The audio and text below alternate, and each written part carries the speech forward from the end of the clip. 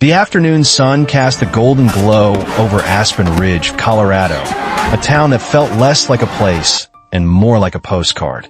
Crisp mountain air, smelling of pine and distant snow, drifted through streets lined with art galleries and boutique shops. It was a haven of tranquility, a place where troubles seemed like a foreign concept.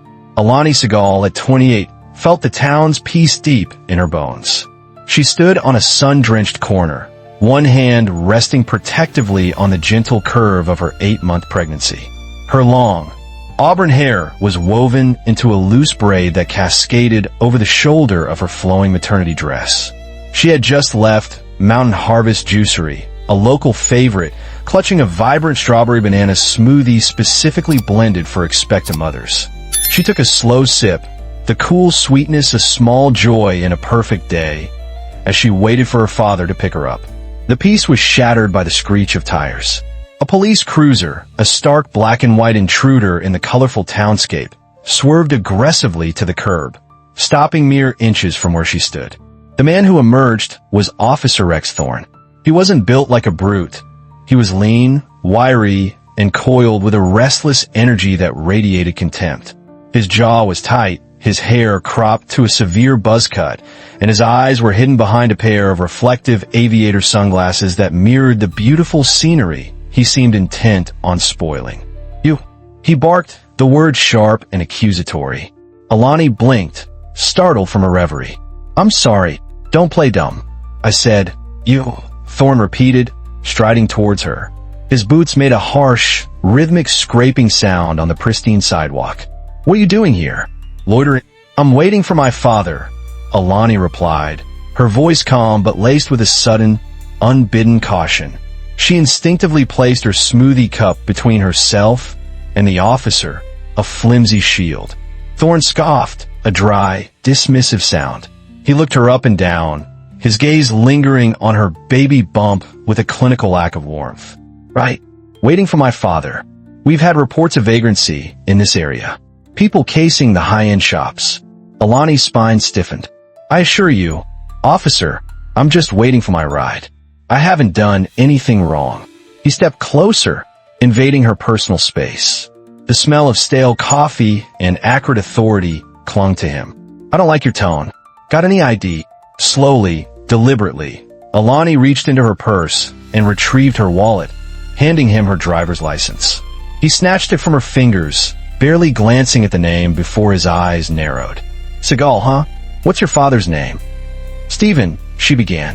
"Don't care." He cut her off, shoving the license back at her. "You think a fancy name gets you a pass? This is my town, my beat, and you're being evasive." "Officer, I am 8 months pregnant, standing on a public sidewalk," she stated, her voice firm now, the initial politeness replaced by protective resolve. "I'm not a threat. Please, just leave me alone." Her defiance was the spark he was looking for. "Don't you get smart with me," he snarled, his voice rising, drawing the attention of a few passers-by who slowed their pace, sensing the shift in the air. Alani took an involuntary step back, her hand flying to her belly. The gesture, meant to protect, only seemed to enrage him further. "Oh, what's this?" he sneered, mimicking her movement. "Gonna hide behind the bump? You think that makes you special?" "I'm asking you to please step back," she said, her voice trembling slightly. Thorne let out a short, ugly laugh. "Maybe that kid will learn some manners, even if you haven't." And then, with shocking speed, he moved. It wasn't a punch, but something more insulting, more degrading. He kicked out, his polished black boot connecting squarely with her upper thigh, just above the knee. The impact was brutal. A sharp cry of pain escaped Alani's lips as she was knocked off balance. She stumbled backward, her arms flailing, and crashed to the hard pavement. Her smoothie cup burst open, splashing a sickeningly bright pink stain across the gray concrete, like a splash of cartoon blood. For a heart-stopping second, the world seemed to freeze. Gasps rippled through the onlookers. A woman screamed. Alani lay on her side, cradling her stomach, a sob of fear and pain caught in her throat. Officer Thorne simply stood over her, a smug smirk twisting his lips, the sun glinting off his mirror glasses. "Next time," he said coldly. "You'll show some respect." He turned to walk back to his cruiser, but before his hand could touch the door handle, a new sound ripped through the air. The deep, guttural roar of a V8 engine under duress. A black Dodge Ram 1500 TRX, a machine that looked more like a military assault vehicle than a civilian truck, screeched to a halt behind the patrol car. The driver's door flew open, and a figure emerged who seemed to suck all the air out of the street. It was Steven Seagal. He was 60, his face framed by a neatly trimmed, graying beard and his trademark ponytail. He wore a simple navy blue work shirt and dark jeans, but he moved with the lethal grace of a panther. His presence was a physical weight, a storm cloud of quiet fury that instantly eclipsed the officer's petty tyranny. His eyes, dark and piercing, took in the scene in a fraction of a second. The spilled smoothie, the horrified crowd, and his daughter, his pregnant daughter, on the ground. Thorne turned, puffing out his chest. "What's this?" "You're old man." Steven didn't answer. His gaze was locked on Alani. He moved past Thorne as if the officer were nothing more than a statue, kneeling beside his daughter. He gently brushed the hair from her face, his large, powerful hands suddenly tender. "Are you okay, baby girl?" he whispered, his voice a low rumble. She looked up, tears streaming down her face. "Dad, he kicked me. He actually kicked me." A muscle in Steven's jaw clenched, so hard it looked like it might snap. The veins in his neck stood out like cords. With an almost impossible gentleness, he helped Alani to her feet, supporting her weight as she leaned against him. "I've got you," he murmured. "I've got you now." Only then did he turn to face Officer Thorne. Thorne, trying to reclaim his authority, rested a hand on his belt. "You need to control your daughter, old man. You put your hands on her," Steven said. His voice was soft, unnervingly calm, the kind of quiet that precedes an earthquake. "She was resisting," Thorne blustered, taking a half step back. "That's obstruction of—" Steven took a slow, deliberate step forward. "You didn't know who she was. You didn't care that she was carrying my grandchild." He took another step. "Look, buddy," Thorne sneered, reaching for his baton. "I don't care if she's the Queen of England." She had an attitude. Crack. Thorne never saw it coming. It wasn't a punch. It was an open palm strike delivered with blinding speed and pinpoint accuracy that slammed into his chest. The impact sounded like a car door slamming shut. The officer flew backward, hitting the side of his cruiser with a sickening thud, the air exploding from his lungs in a choked gasp. The crowd gasped in unison. Phones were already recording. Thorne scrambled to his feet, swinging his baton wildly.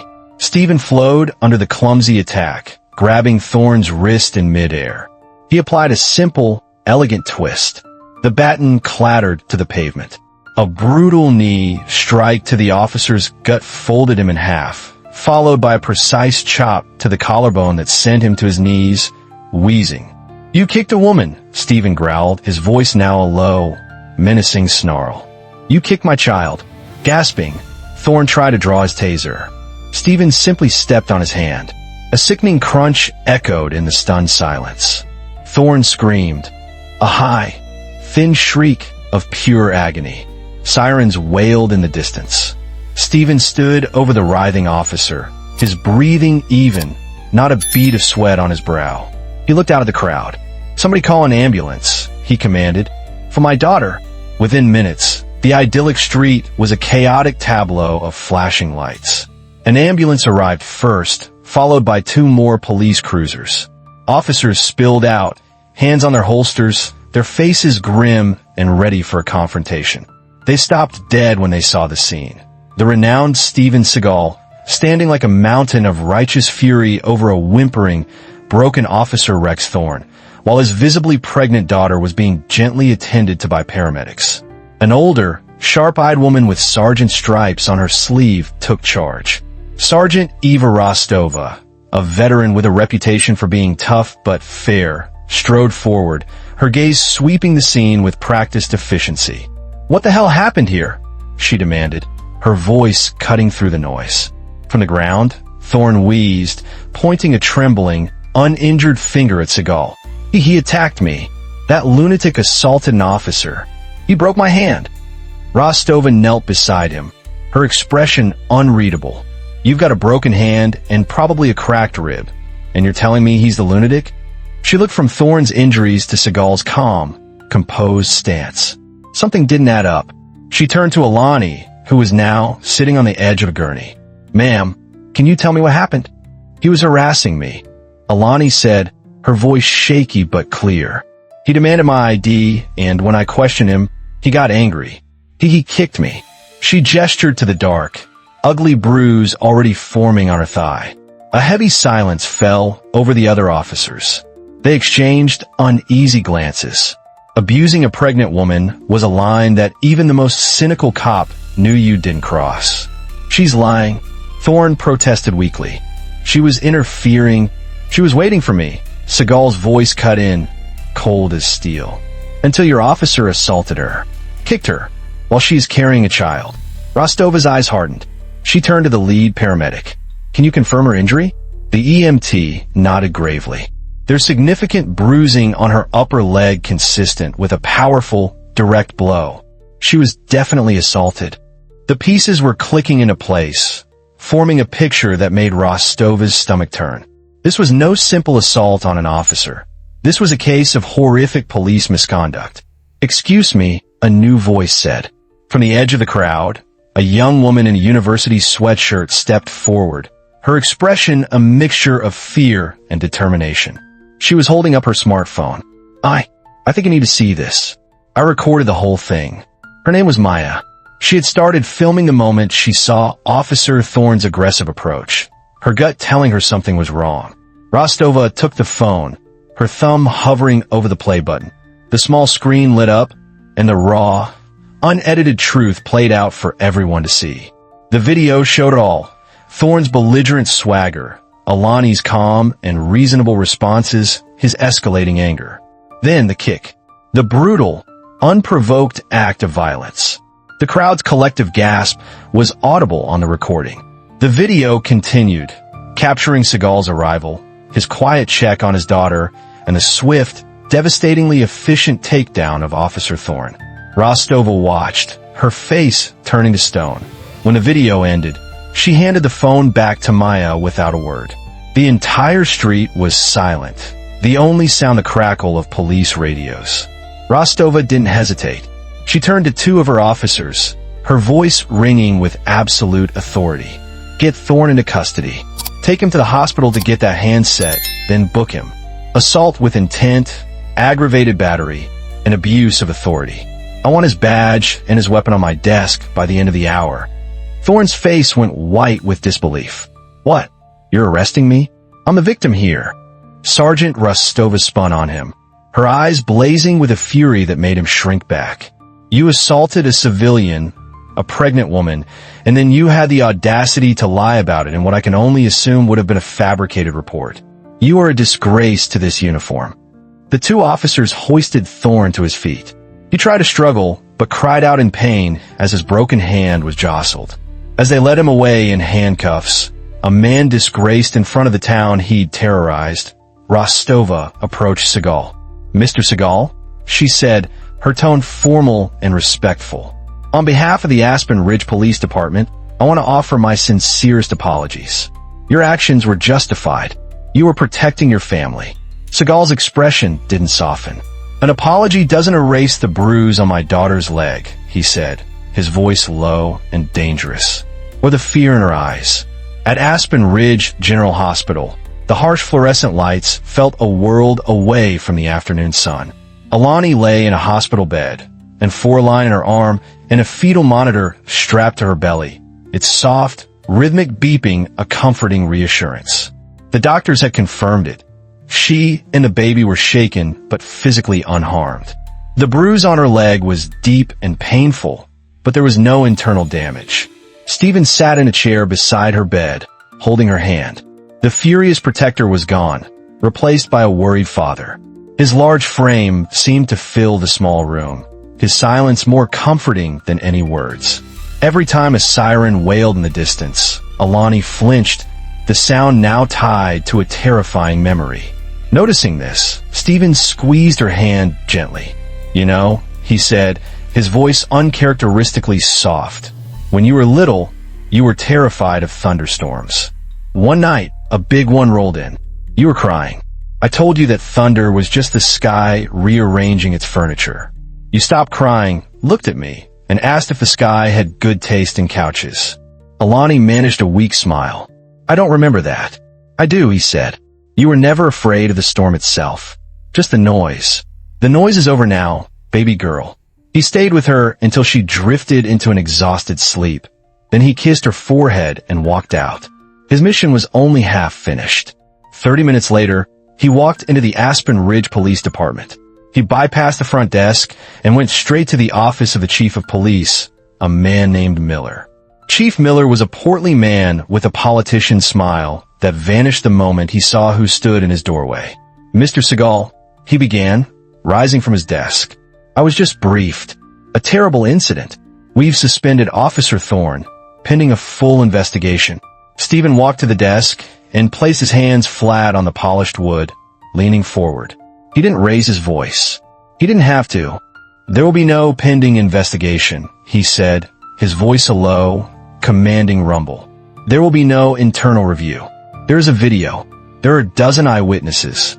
And there is my daughter lying in a hospital bed because one of your officers is a violent coward who gets off on bullying women." Miller swallowed hard, his professional composure crumbling. "Of course, we take this very seriously. Rex, Officer Thorne will face disciplinary action." "Disciplinary action?" Steven repeated the words as if they were a foreign language. "He's not getting a written warning and a week of desk duty, Chief. He's being charged. Criminally. I've already spoken to my legal team. They're prepared to file a federal lawsuit against this department and this town for negligence, hiring a man with a known history of complaints and fostering a culture of abuse. That lawsuit will be very public and very, very expensive." He paused, letting the weight of his words sink in. "Or you could do the right thing. Right now, you can make a public statement, hand this case directly to the district attorney, and ensure that Rex Thorne never wears a badge again. Anywhere." Chief Miller paled. He saw his career, his pension, and his town's reputation flashing before his eyes. This wasn't a negotiation. It was a declaration. "I'll make the call to the DA myself," Miller said, his voice hoarse. Steven straightened up, his point made. "I expect to see it on the news tonight," he said, turning and walking out of the office, leaving the chief of police trembling in his wake. The physical fight on the street was over. The fight to make it matter had just been won. Weeks turned into a month. The viral video, the public outcry, and the unyielding pressure from Seagal's legal team ensured Thorne's case moved with unusual speed. There would be no quiet plea bargain, no deals swept under the rug. The day before the trial began, Steven visited the county jail. He and Thorne sat on opposite sides of a thick pane of plexiglass, the air between them heavy and cold. Thorne, stripped of his uniform and his authority, looked smaller, pathetic. His hand was still in a cast. "You came to gloat?" Thorne spat, his voice dripping with resentment. Steven leaned forward, his eyes locking onto Thorne's. "No, I came to tell you something. I've trained law enforcement all over the world. I've met heroes, men and women who would die to protect a stranger. They were the same uniform you did, but they are warriors. You," he said, his voice dropping to a whisper, "are just a predator. You look for the weak, the vulnerable, because it's the only way you can feel strong. You didn't see a citizen when you looked at my daughter. You saw a target, and you will carry that shame for the rest of your life." Thorne stared back, his tough guy facade cracking, revealing the hollow man underneath. There was no witty retort, no final show of defiance. He just looked away. The trial was a formality. Maya, the student, testified, her voice clear and steady. The video was played on a large screen for the jury, its brutal reality undeniable. Paramedics and other officers confirmed the sequence of events. The defense barely put up a fight. The jury returned their verdict in under 2 hours. Guilty. Guilty on all counts. At the sentencing, the judge, a stern woman with zero tolerance for official misconduct, looked down at Rex Thorne with unconcealed disgust. "You took an oath to protect and serve," she said, her voice echoing in the silent courtroom. Instead, you chose to intimidate and harm. You disgraced the badge, you betrayed the public's trust, and you dishonored every good officer who puts their life on the line every day. Your actions were not just a crime, but a stain on the community. The sentence was severe. 3 years in state prison for aggravated assault, permanent revocation of his police certification, and a lifelong restraining order, barring him from ever coming within 500 feet of Steven Seagal or her child. The gavel slammed down with a deafening crack. Justice, swift and absolute, had been delivered. A month later, the autumn leaves were beginning to turn, painting the mountains around Aspen Ridge in hues of gold and crimson. On the wide, welcoming porch of the Seagal home, Alani sat on a wooden swing, a soft blanket over her lap.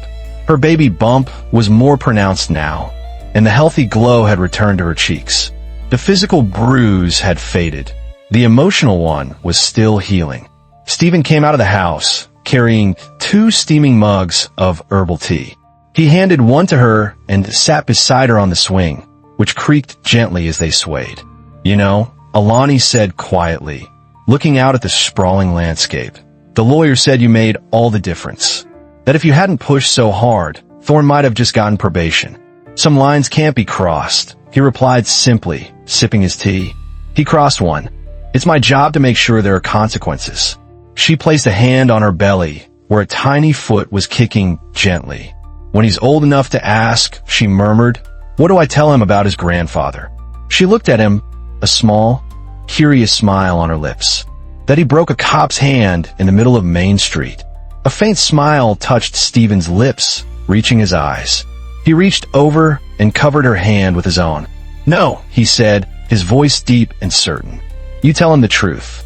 You tell him his grandfather protects what matters. Always." They sat in comfortable silence as the sun began to dip behind the peaks, the air growing cool. The storm had passed. The family was safe. But the world had been reminded that even in the most peaceful places, protectors were still needed. And that when you mess with a lion's cub, you have to be prepared to face the lion. What do you think of this story? Did Officer Thorne get what he deserved? Let us know your thoughts in the comments below. We believe in open discussion, so please share your perspective and always remember to comment with respect. Don't forget to like, share, and subscribe for more true stories of justice.